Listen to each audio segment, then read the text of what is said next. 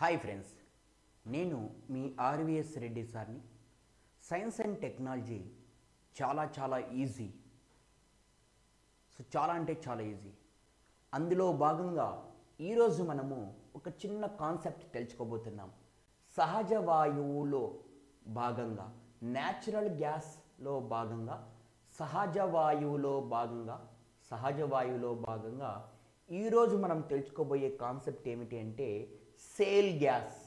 ఈ sale gas గురించి, ఈ సేల్ గ్యాస్ని ఎలా బయటికి తీస్తారు, షేల్ గ్యాస్లో ఏ మూలకాలు ఉంటాయి, భారతదేశంలో సేల్ గ్యాస్ ఎచ్చట ఉన్నాయి అనే దాని గురించి మనం మాట్లాడుకున్నాం.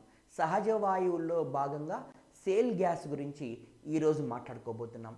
ఎస్, సేల్ గ్యాస్ అనేది సింపుల్గా చెప్తే సేల్ యొక్క సేల్ అవక్షేప శిలల్లో, సో షేల్ యొక్క అవక్షేప శిలల్లో అంటే సేల్స్ అవక్షేప శిలల్లో ఈ సేల్ గ్యాస్ అనేది నిక్షిప్తమై ఉంటుంది.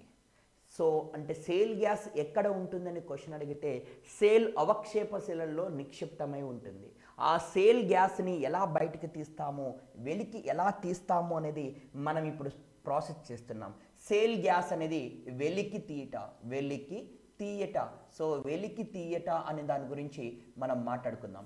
రైట్ ఫ్రెండ్స్, ఇక్కడ జాగ్రత్తగా గమనించుకున్నట్లయితే ఇక్కడ మీకు సింపుల్గా చెప్తున్నాను. ఇవేమిటి అంటే ఇది భూమి అనుకుందాం, ఇది ఎర్త్. సో ఎర్త్ అనుకుందాం. సో ఇది భూమి కిందికి మనం మాట్లాడుకుంటున్నాం. సో ఈ యొక్క మనకి భూమి కిందిగా మనం మాట్లాడుకుంటున్నాం.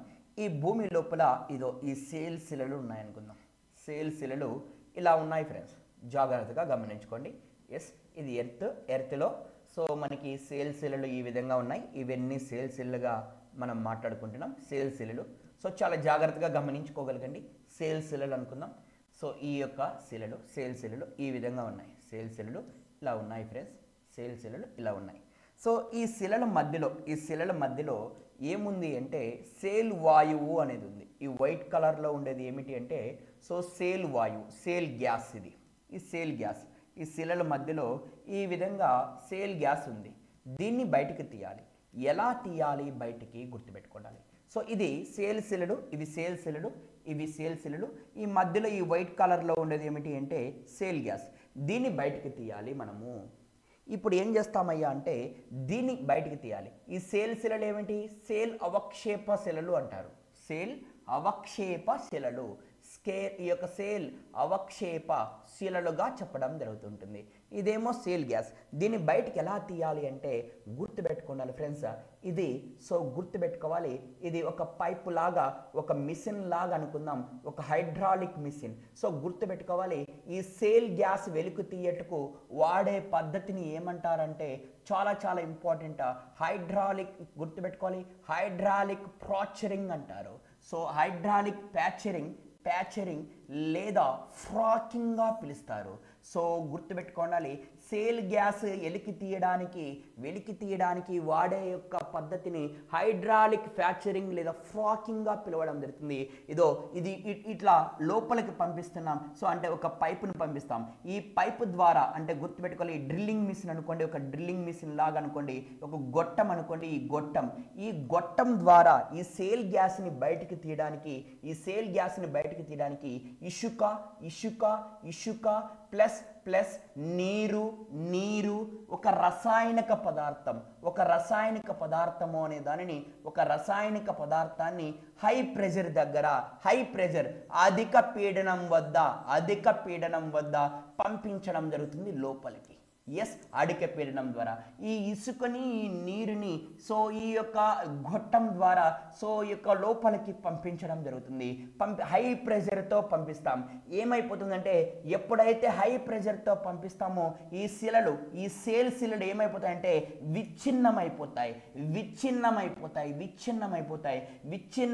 అయిపోయేటట్లు చేస్తుంది.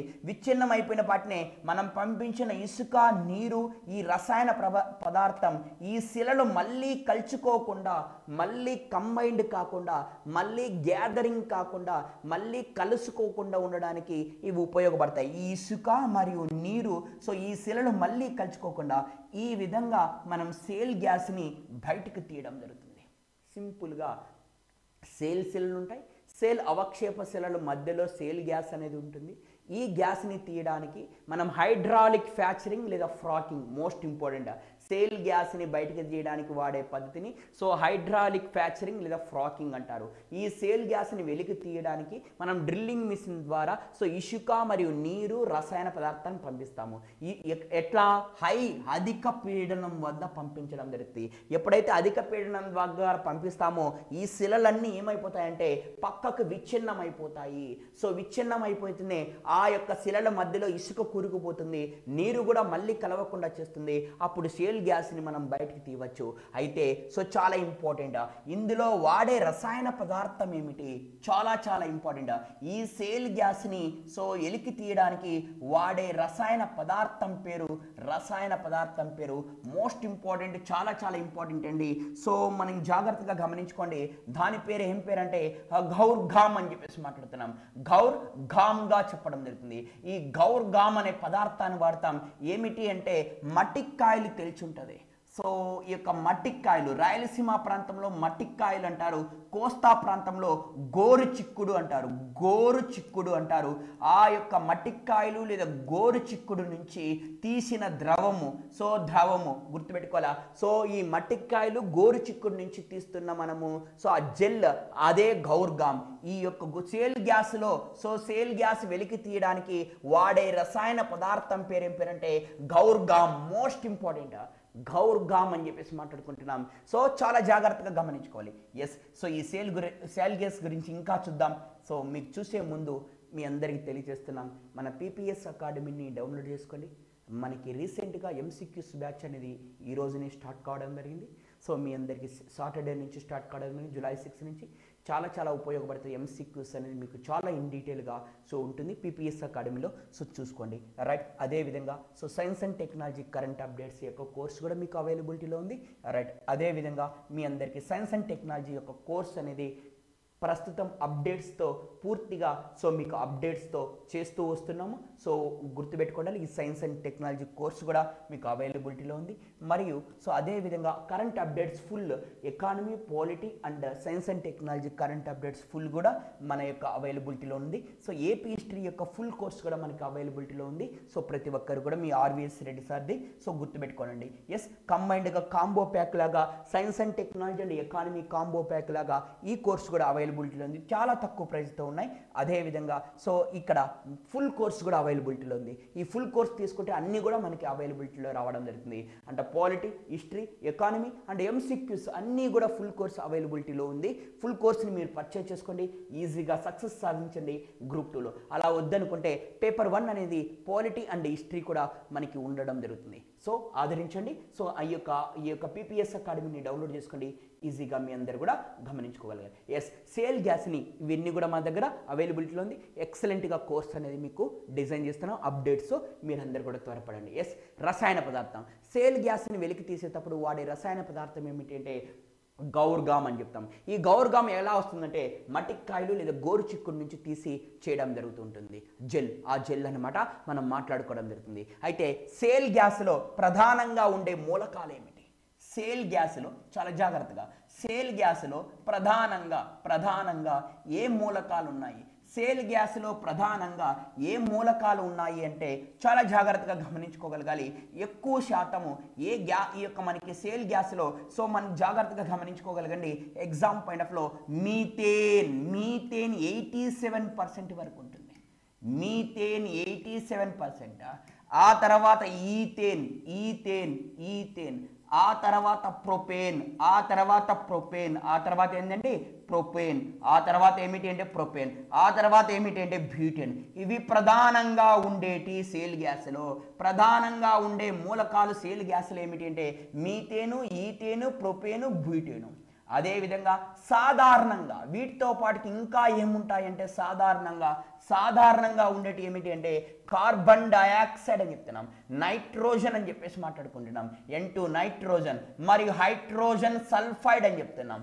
అంటే సో మొత్తం ఈ 7 ప్రధానంగా ఉండేటి మీథేను, ఈథేను, ప్రొపేను, బ్యూటేను.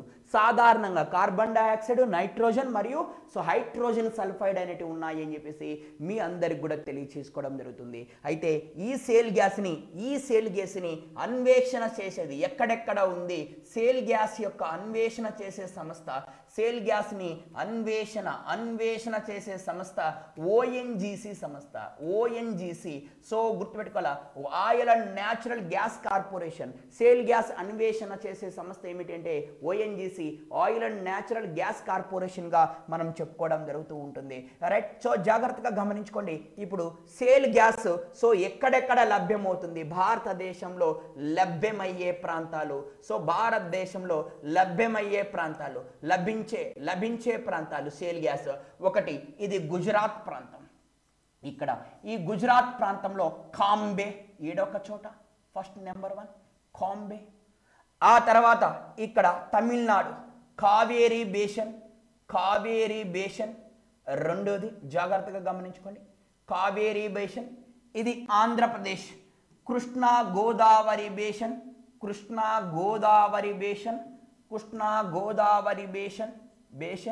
గుర్తుపెట్టుకోవాలి. అది ఇది ఒక మూడోది ఇది. సో కృష్ణా గోదావరి బేషన్ మూడవది. సో అదే విధంగా సో ఇక్కడ అస్సాం ప్రాంతం, ఇది అస్సాం ప్రాంతం. ఈ అస్సాం ప్రాంతంలో అర్కన్ బేషన్, అస్సాం ప్రాంతంలో అర్కన్ బేషన్ నాలుగవది. రైట్, ఇది సో ఇది ఇండో గంగా బేషన్ సో ఈ యొక్క ఫిఫ్త్ది. మరియు గోండ్వానా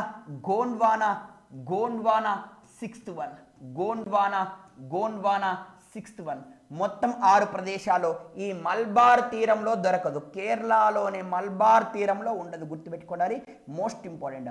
కేరళలోని మల్బార్ తీరంలో ఈ సేల్ గ్యాస్ అనేది ఉండదు. సో మిగతా Cambay, Kaveri basin, Krishna Godavari basin, Gondwana, Indo Ganga, కార్కన్ బేషన్లో ఉండడం జరుగుతుంది. ఇది ఫ్రెండ్స్ సైన్స్ అండ్ టెక్నాలజీలో సేల్ గ్యాస్ యొక్క వెలికివేత. సేల్ గ్యాస్ ఎక్కడెక్కడ నిక్షేపాలు ఉన్నాయి, సేల్ గ్యాస్ అంటే ఏమిటి, ఇది ఖచ్చితంగా 1 మార్క్ రావడం జరుగుతుంది. సైన్స్ అండ్ టెక్నాలజీ ఇంత ఈజీగా ఉంటుంది. Thank you friends, all the best. Next క్లాస్లో మీరందరూ కూడా పీపీఎస్ అకాడమీని డౌన్లోడ్ చేసుకోండి. సో అదేవిధంగా పీపీఎస్ అకాడమీ యొక్క యూట్యూబ్ ఛానల్ని సబ్స్క్రైబ్ చేసుకోండి. Thank you. నేను మీ ఆర్బీఎస్ రెడ్డి సార్ని. అన్ని కోర్సెస్ కూడా మనకు అవైలబిలిటీలో ఉన్నాయి, అన్ని updates courses. Thank you friends, all the best.